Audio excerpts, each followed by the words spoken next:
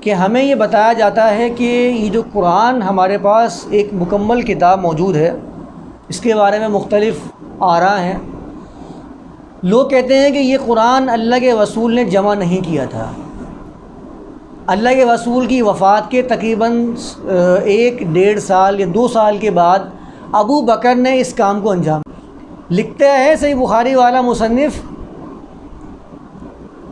کہ ابو بکر کے سامنے عمر بن خطاب آتے ہیں اور کہتے ہیں کہ یہ جو جنگ ابھی ہمیں پیش آئی ہے، اس جنگ کے اندر کم سے کم 70 قاری قرآن، حافظ قرآن شہید ہو گئے ہیں۔ کتنے؟ 70 یا 70,000 بول لیں آپ، یہ عربی اسلوب کے حساب سے بہت سارے لے لیں آپ۔ کون کہہ رہے ہیں؟ عمر بن خطاب، جن کے بارے میں میرے خیال سے آپ سب یہ مانتے ہوں گے وہ خود بھی حافظ قرآن ہیں۔ حافظ قرآن سے کم تو کوئی نہیں سمجھتا ہوگا ان کو۔ یہ بھی ہماری ایک کیفیت ہے، میں آپ کو بتا دوں، ہمیں حقیقت کا سامنا کرنا ہے، ہمیں عقیدت سے ہٹنا ہے۔ حقیقت اور عقیدت یہ متضاد چیزیں ہیں۔ عقیدت میں حقیقت کھو جاتی ہے، یہ یاد رکھ لیں آپ میری بات۔ عقیدت میں حقیقت کھو جاتی ہے، آپ کو حقیقت کو سامنے لانا ہے، عقیدت کو آپ کو پیچھے رکھنا ہے، حقیقت کا سامنا کرنا ہے، کیونکہ حقائق کو پیش کر رہے ہیں آپ جو قرآن پیش کریں وہ حقائق کی بات کر رہا ہے، جگہ جگہ دلیل دے رہا ہے کہ اگر 2 الہ ہوتے لفسدتا فی الارض، زمین میں فساد برپا ہو جاتا، زمین و آسمان کے اندر۔ دلائل پیش کر رہا ہے، اپنے نبی کی زبانی گلوا رہا ہے، قل ھذہ سبیلی، ان سے کہو یہ ہے میرا راستہ، یہ راستہ ہے میرا، ادعو الی اللہ، میں اللہ کی طرف دعوت دیتا ہوں، علی بصیرہ، بصیرت کے اوپر دعوت دیتا ہوں۔ بصیرت کسے کہتے ہیں؟ دلائل کی چھان پھٹک کرنا، غور و فکر کرنے کے بعد بات قبول کرنا یا بات کو رد کر دینا۔ علی بصیرہ، انا، میں بھی، ومن اتبعنی، اور وہ بھی جو میری اتباع کرنے والے ہیں۔ اللہ کے رسول کے جو متبعین ہیں وہ کبھی بے دلیل بات نہیں کر سکتے، ورنہ وہ حق ادا ہی نہیں کرتے اتباع محمد کا، وہ غافل ہو چکے ہیں اتباع محمد سے۔ ومن اتبعنی، میں بھی بصیرت پر دعوت دیتا ہوں، اور وہ بھی جو میری اتباع کرنے والے ہیں۔ حقیقت کا سامنا کرنا پڑے گا، حقائق پیش کرنے پڑیں گے۔ ہم عقیدت پیش کر رہے ہوتے لوگوں کو، آپ کی عقیدت میرے نزدیک تو قابل قبول ہو سکتی ہے، عالمگیریت نہیں کر سکتی۔ آپ عالمگیر دعوت پیش کریں، آپ یہ کیوں پیش کر رہے ہیں کہ میرے مذہب جیسے بننے کی کوشش کرو؟ نہیں، مذہب کو ایسے پیش کریں کہ ہر انسان کے لیے قابل قبول ہو۔ طلسماتیاں کہانیاں نہ ہوں، طلسماتی کہانیاں، الف لیلوی کہانیاں پیش نہیں کرنی ہے ہم لوگوں کو، حقائق پیش کرنے ہیں جو دنیا میں ہوتے ہیں، واقع ہوتے ہیں۔ یہ باتیں شاید بڑی کڑوی لگیں گی میری، اور بہت سخت بھی لگیں گی، حقیقت ہے یہ کہ میں نے عمر بن خطاب کا نام لیا تو میرے خیال سے آپ سب کے ذہن میں ایک ولی کامل ہی آ رہے ہوں گے۔ جو کچھ آپ کسی میں دیکھنا چاہتے ہیں دین کے حوالے سے، آپ کے ذہن میں وہی پس منظر آ رہا ہوگا۔ آپ ان کے بارے میں یہی تصور کر رہے ہوں گے کہ حافظ قرآن تو لازمی ہے ان کو ہونا۔ یہ حقیقت بتا رہا ہوں میں آپ لوگوں کو۔ آپ کے ذہن میں کبھی یہ نہیں آ سکتا کہ وہ غلطی بھی کر سکتے ہیں، نماز بھی چھوڑ سکتے ہیں، یا کچھ اور غلط کام بھی کر سکتے ہیں۔ انسانیت سے بلند مقام پہ لے جائیں گے آپ، کیونکہ عقیدت ہے ہمارے پاس۔ غلطی سے آپ ان کو بالکل معصوم ہی قرار دیں گے، قرار دیتے ہیں، اگر آپ نہیں دیتے ہیں تو لوگ قرار دیتے ہیں، معصوم عن الخطا ہی قرار دیتے ہیں۔ روایات کی اسناد وہاں جا کے ختم کر دیتے ہیں، چھان پٹک وہاں جا کے ختم کر دیتے ہیں۔ اب چھان پٹک نہیں ہوگی، عمر بن خطاب کا نام آ گیا ہے تو بھول چوک سے آ رہی ہیں، وہ بھول چوک ان پہ نہیں آ سکتی، حملہ نہیں کر سکتی۔ رسول تو بھول سکتے ہیں قرآن کو، عمر بن خطاب کیسے بھول سکتے ہیں روایات کو؟ یہ میں آپ کو حقائق بتا رہا ہوں۔ میں یہ نہیں کہہ رہا کہ وہ حافظ قرآن نہیں ہوں گے، میں یہ نہیں کہہ رہا کہ ولی کامل نہیں ہوں گے، میں آپ کو حقیقت بتا رہا ہوں کہ ہمارے ذہنوں میں شخصیات کا تقدس ایسے پیدا کر دیا گیا ہے کہ اب ہم سمجھتے ہیں کہ یہ جو شخصیات ہیں یہ مکمل ہیں، ان میں کسی قسم کی کوئی کمی نہیں ہے۔ میں اپنی ذہن، اپنے مذہب کے مطابق جتنا کامل کسی کو سمجھ سکتا ہوں وہ یہ ہیں۔ میں نے سنا ہے ایسا، بتا رہا ہوں میں آپ کو، میں نے سنا ہے لوگوں کو ایسے باتیں کرتے ہوئے، میں نے لوگوں کو سنا ہے یہ باتیں کرتے ہوئے کہ اس کائنات میں انبیاء کے بعد سب سے افضل شخص ابو بکر کے علاوہ نہ پیدا ہوا ہے نہ پیدا ہوگا. میں نے خود سنا اپنے کانوں سے یہ لوگوں کو کہتے ہوئے. آپ نے بھی سنا ہوگا. یہ عالمگیر دعوت نہیں ہے. آپ یہ پیش کرتے ہو، حضرت عیسیٰ کے ماننے والے اپنے پیش کر دیں گے، یہود کے ماننے والے اپنے پیش کر دیں گے. یہ عالمگیر دعوت نہیں ہے. شخصیات کی دعوت تو اللہ دیتا ہی نہیں ہے. اللہ تعالیٰ نے قرآن کے اندر کئی انبیاء کا ذکر فرمایا ایک ساتھ، اتنی بڑی تعداد میں پیش فرمایا کہ پورے قرآن میں کہیں بھی اتنے انبیاء کا ذکر ایک ساتھ نہیں آیا. پورے قرآن کے اندر کہیں بھی نہیں آیا. وَمِنْ آبَائِهِمْ وَذُرِّيَّاتِهِمْ وَإِخْوَانِهِمْ وَاجْتَبَيْنَاهُمْ وَهَدَيْنَاهُمْ إِلَىٰ صِرَاطٍ مُسْتَقِيمٍ. ہم نے ان کو منتخب کر لیا تھا، ان کو راہ راست کی طرف ہم نے چلا دیا تھا. ذَلِكَ هُدَى اللَّهِ يَهْدِي بِهِ مَن يَشَاءُ. یہ اللہ کی ہدایت ہے جس پہ اللہ تعالیٰ لوگوں کو گامزن کرتا ہے. آگے چلیے اس کے بعد آگے اللہ تعالیٰ فرماتا ہے اولئک الذین ھداھم اللہ. اللہ کے نبی کو حکم فرما رہا ہے، اللہ اپنے نبی کو کہہ رہا ہے، محمد کو. اولئک الذین ھداھم اللہ، یہ جن کے میں نے تمہارے سامنے ابھی تذکرے کیے نا انبیاء کے، یہ ہیں وہ انبیاء جن کو ہم نے راہ راست پہ گامزن کیا تھا. فبہداھم اقتدی. فبہداھم، تمہیں ان کی ہدایت کی اقتدا کرنی ہے. ان کی ہدایت کی، مناہج کی اتباع ہوتی ہے، منہج کی اتباع کی جاتی ہے، شخصیات کی اتباع نہیں کی جاتی. قرآن ہی پیغام دے رہا ہے آپ کو. ہمارے ہاں مناہج کی تو بات ہی نہیں ہوتی ہے، ہمارے تو شخصیات کی بات ہوتی ہے. ہمارے ہاں شخصیات سے مناہج تیار کیے جاتے ہیں، شخصیات سے مناہج تیار کیے جاتے ہیں. یہ منہج ابو حنیفہ کا ہے. ابو حنیفہ کی وجہ سے یہ منہج جو ہے وہ کامیاب اور راہ راست کے اوپر ہے، ابو حنیفہ کی وجہ سے. آپ اندازہ لگائیے ہم کس ڈگر پہ چل رہے ہیں. یہ میں آپ کے سامنے حقائق پیش کر رہا ہوں، اسے ہمیں تسلیم کرنا پڑے گا. میں ابھی دوبارہ یہ بات ریپیٹ کر رہا ہوں، میں یہ نہیں کہہ رہا، ہرگز نہیں کہہ رہا کہ عمر بن خطاب جو ہیں وہ ولی کامل نہیں ہوں گے. میں اس بات پہ بحث ہی نہیں کر رہا ہوں. میں یہ بحث کر رہا ہوں کہ ہمارے ذہنوں میں شخصیت جیسے ہی آتی ہے، نام آتی ہے، تقدس اتنا زیادہ غالب آ جاتا ہے کہ میں اس کو ہر وہ چیز سمجھتا ہوں جو میں سمجھتا ہوں کہ کسی دین کامل کے اعتبار سے ہونی چاہیے، کسی ولی کامل کے اندر وہ چیز پائی جانی چاہیے. کیا میں اگر آپ کے سامنے عبد القادر جیلانی کا نام لوں گا تو کیا آپ کے ذہن میں یہی بات نہیں ہے کہ جو میں نے بیان کیا؟ کیا آپ یہی نہیں سمجھیں گے اگر میں آپ سے کہوں گے وہ حافظ قرآن نہیں تھے؟ آپ مان لیں گے؟ آپ تو ہر اس درجے پہ فائز کریں گے جس پہ آپ سمجھتے ہیں کہ ولی کو ہونا چاہیے، دیندار کو ہونا چاہیے، اور میرے نظریے کے مطابق اس کو یہ بھی ہونا چاہیے، حافظ قرآن بھی ہوگا، عالم قرآن بھی ہوگا، اور بھی پتہ نہیں کیا کیا لوگوں نے اپنے دماغ سے بنائے ہوئے ہیں. تو ہمیں حقیقت کا سامنا کرنا ہے. تو اب آپ یہ دیکھیے، میں نے آپ کے سامنے جو بیان کیا کہ عمر بن خطاب ابو بکر کے پاس آتے ہیں اور کہتے ہیں کہ یہ جو جنگ یمامہ ہوئی ہے اس میں تو ہمارے 70 قرہ شہید ہو چکے ہیں، اب مجھے خوف پیدا ہو گیا ہے کہ اب قرآن ضائع ہو جائے گا.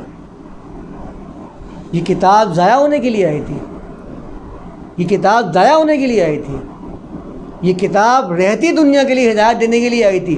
جو چیز ضائع ہو جائے، جو اپنے وجود کو سالم نہ رکھ سکے، وہ ہدی للعالمین ہدی للناس ہو سکتی ہے؟ ہدی للناس کے لیے پہلے اپنے وجود کا سالم ہونا چاہیے. جو اپنے وجود کو سالم نہ رکھ سکے وہ ہدی للناس نہیں ہو سکتی. آپ الفاظ دیکھیں راوی کے، آپ ہوشیاریاں دیکھیں، فنکاریاں دیکھیں، قرآن پہ ضرب کرنے کی اس کی کوششیں دیکھیں. کہتا ہے کہ عمر بن خطاب نے آگے کہا کہ مجھے ڈر ہے کہ قرآن ضائع نہ ہو جائے. ارے بھائی کا 70 حفاظ تھے خالی تمہارے پاس. جو نظریہ راویوں نے قائم کیا ہے اس کے مطابق تو 1.5 لاکھ صحابہ سارے حافظ تھے. یہی نظریہ نا آپ کا سب کا، جتنے صحابہ تھے سارے حافظ تھے. یہ قرآن کیا صرف ذہنوں کے اندر رہ گیا تھا جو ضائع ہو جائے گا؟ یہ قرآن کیا آج ہمارے گھروں میں ہے خالی؟ کیا ان کے گھروں میں قرآن کی کتاب موجود نہیں تھی؟ اللہ تو کتاب کہتا ہے اس کو، یہ کتاب ہے. وہ کتاب وہ ہوتی ہی نہیں ہے جس کا وجود موجود نہ ہو. کتاب تو وہ ہوتی ہے جو اپنا وجود رکھتی ہے. آپ اندازہ لگائیے کتاب کی ڈیفینیشن کیا ہوتی ہے. کیا خیالی کتابیں بھی ہوتی ہیں؟ میں کہوں میں نے کتاب لکھی ہے، آپ نے بولا کہاں لکھی ہے؟ میں نے خیال میں لکھی ہے۔ ارے بھائی کتاب وہ ہوتی ہے جو منظر عام پہ ہوتی ہے، جو اتنا وجود رکھتی ہے، خیالی پلاؤ نہیں ہوتے ہیں وہ۔ اللہ کتاب کہہ رہا ہے اس کو، آپ کہہ رہے ہیں کہ وہ ضائع ہو جائے گا قرآن۔ آگے سنیے، بڑی دلچسپ کہانی ہے یہ، اور ہم تو عجوبہ پسند ہیں، دلچسپیاں لیتے ہیں ان کہانیوں میں جو مزیدار ہوتی ہیں۔ ابو بکر کہتے ہیں، الفاظ سنیے گا ذرا غور سے، ابو بکر کہتے ہیں میں وہ کام کیوں کروں جو اللہ کے رسول نے نہیں کیا، میں وہ کام کیوں کروں جو اللہ کے رسول نے نہیں کیا۔ میں اللہ کی قسم کھا کے کہتا ہوں کہ کوئی رسول ایسا گزرا ہی نہیں ہے جس نے اپنے رسالت کے حق کو ادا نہ کیا ہو، اگر میرا اس قرآن پہ ایمان ہے تو۔ اس کی گواہی خود قرآن کہتا ہے۔ رسالت کا حق ادا ہی جب ہوتا ہے جب کہ اس رسالے کو، اس رسالت کو محفوظ ترین صورت میں امت کے حوالے کیا جائے، اور اس سے ذرا محفوظ ترین ذریعہ ہے ہی نہیں جو کتابت کی شکل میں ہے۔ اللہ خود دین لکھ کر حکم فرماتا ہے کہ تمہارے درمیان اگر کوئی سودا ہوتا ہے تو لکھا کرو اس کو۔ وہ اللہ خود اس کی طرف راغب کرتا ہے، تو آپ مجھے خود بتائیے کہ اس اللہ کے کلام کو ایسے ہی ذہنوں میں چھوڑ دیا جائے گا؟ اس کو یاد رہا، اس کو یاد رہا، نہیں رہا تو نہیں رہا۔ کسی کو اس یاد دہانے میں کچھ شامل ہو گیا تو وہ بھی قرآن بن گیا، اب وہ اپنی نسل کو وہی قرآن پڑھا رہا ہے۔ آج بھی حافظ قرآن کتنا ہی آپ مستند اور پکا حافظ قرآن اٹھا لیجیے، کتاب سے غنی ہو سکتا ہے، قرآن سے غنی ہو سکتا ہے، قرآن کا محتاج ہی رہے گا۔ دنیا میں بڑے سے بڑا عالم دکھاتے ہیں مجھے جو قرآن کا محتاج نہ ہو، کتاب کا محتاج نہ ہو۔ الفاظ کہتے ہیں کہ میں وہ کام کیوں کروں جو اللہ کے رسول نے نہیں کیا۔ اللہ کے رسول کی شان رسالت میں الزام ہے یہ، بلغ ما انزل الیک من ربک، تمہارا کام پہنچانا ہے، اور پہنچانا بھی ایسا ہو جو مبین ہو، جس میں کوئی چیز چھپی ہوئی نہ ہو، ایک ایک چیز ہر بندے کے سامنے آنی چاہیے۔ یہ کیسے قرآن آپ بولتے ہو کہ قرآن ایسا پہنچایا کہ صحابی قرآن پڑھ رہا ہے اور عمر بن خطاب سامنے کھڑے ہوئے ہیں اور کہتے ہیں یہ کیا پڑھ رہا ہے؟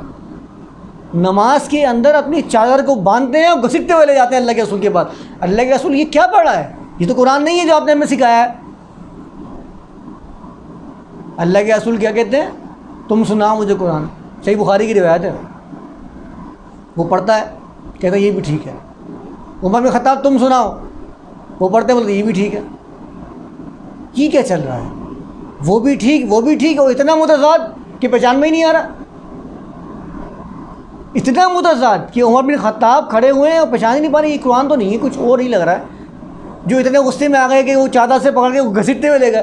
آپ سمجھتے ہیں گھسیٹتے ہوئے لے جانے کا مطلب کیا ہوتا ہے؟ مجرم کو لے کے جاتا ہے گھسیٹتے ہوئے، وہ اس کو مجرم قرار دینا ہے کہ یہ جرم کر رہا ہے، قرآن کو بدل دیا اس نے۔ اندازہ لگائیے ذرا آپ، جب ذہنوں میں رکھنے کی بات کی جائے گی کہ صرف ذہنوں میں تھا تو یہی حال ہوگا۔ صحیح پیش کیا ہے پھر روایت کے اندر، اس نے کچھ پڑھ دیا، اس نے کچھ پڑھ دیا، سب کا اپنا قرآن ہے۔ یہ میں انشاءاللہ آپ کو تفصیل سے بتاؤں گا اس کے اوپر۔ جس طرح آپ کو عیسائیت کے اندر 4 اناجیل ملتی ہے نا، اناجیل اربع، اگر آپ کو پتا ہو نہیں پتا ہو تو سن لیں مجھ سے۔ انجیل کی 4 چیپٹرز ہیں جس کو اناجیل اربعہ کہا جاتا ہے۔ کیا کہا جاتا ہے؟ اناجیل اربعہ۔ 4 انجیلیں ہیں، گوسپل آف میتھیو متی کی انجیل، gospel of Luke, gospel of mark, اور ایک اور اس کی انجیل ہے، اور ایک 5ویں انجیل بھی ملتی ہے جس کو ہمارے والے بڑے چھاپتے ہیں، انجیل برناباس۔ اب آپ کو میں ایک بات بتاؤں، میں نے آپ کے سامنے کتنی اناجیل کی بات کی ہے؟ اناجیل اربعہ۔ اور شاید یہ آپ لوگوں کے لیے تعجب والی بات ہوگی کہ قرآن بھی ہمارے پاس 4 سے 5 بتائے جاتے ہیں۔ عبداللہ بن عباس کا قرآن الگ ہے تو عبداللہ بن مسعود کا قرآن الگ ہے۔ صحیح بخاری کی روایت بتا رہا ہوں، عبداللہ بن مسعود کے قرآن کے اندر سورۃ الفلق اور سورۃ الناس یہ قرآن کا حصہ نہیں ہے۔ وہ اپنے قرآن سے نکال دیتے تھے اس کو، اور حکم دیتے تھے اپنے ساتھیوں کو نکال دو اس کو قرآن سے، قرآن کی آیتیں نہیں ہیں، اس قرآن کی صورتیں نہیں ہیں۔ سورۃ الفلق اور سورۃ الناس عبداللہ بن مسعود کے قرآن میں نہیں ہے، جیسے کہ اناجیل اربعہ میں جو گوسپل آف میتھیو میں ہے وہ جان میں نہیں ہے، اور جو جان میں ہے وہ میتھیو میں نہیں ہے۔ عبداللہ بن عباس کا قرآن الگ ہے، ابی بن کعب کا قرآن الگ ہے، عثمان بن عفان کا قرآن غلطیوں والا ہے۔ ایک کتاب ہے ابن ابی داؤد کی، ابو داؤد کے بیٹے کی، اس میں لکھا ہوا ہے کہ عثمان بن عفان نے جب قرآن مرتب کروایا تو لوگوں نے آگے بولا بھائی اس کے اندر تو غلطیاں ہیں، یہ تو قرآن تو غلطیوں کا مجموعہ کر دیا ہے آپ نے۔ یہ میں نے مبالغہ کیا ہے، اس میں یہ الفاظ نہیں لکھے ہوئے کہ مجموعہ کر دیا ہے، انداز بیان کچھ ایسا ہی ہے۔ تو آپ جواب سنیے گا ذرا۔ کہتے ہیں کہ یہ تو قریش کی زبان میں ہے نا، میں نے جو مرتب کروایا یہ قریش کی زبان میں، قریش والے خود ہی صحیح کر لیں گے۔ میں آپ کو حقیقت میں بتا رہا ہوں، یہ بات لکھی ہوئی ہے اس کے اندر، قریش والے خود ہی صحیح کر لیں گے۔ یعنی قرآن کو لوگوں کی ثوابدید پہ چھوڑ دیا ہے، اگر نہیں کریں تو نہیں کریں، چلتا رہے گا غلط۔ اب آپ مجھے بتائیں قرآن پہ حملہ نہیں تو کیا ہے، اس کو کیا کہتے ہیں؟ ہمارے ہاں ایسے قرآن موجود ہیں، پھر کہتے ہیں کہ میں وہ کام کیوں کروں جو اللہ کے رسول نے نہیں کیا۔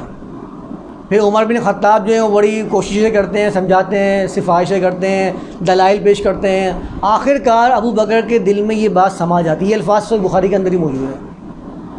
وہ بلاتے ہیں کس کو؟ نام سنیے گا، زید بن ثابت کو۔ یہ نام یاد رکھیے گا، یہ میں آپ کو بتا رہا ہوں، زید بن ثابت کو بلاتے ہیں۔ اب بھائی زید بن ثابت کون ہے؟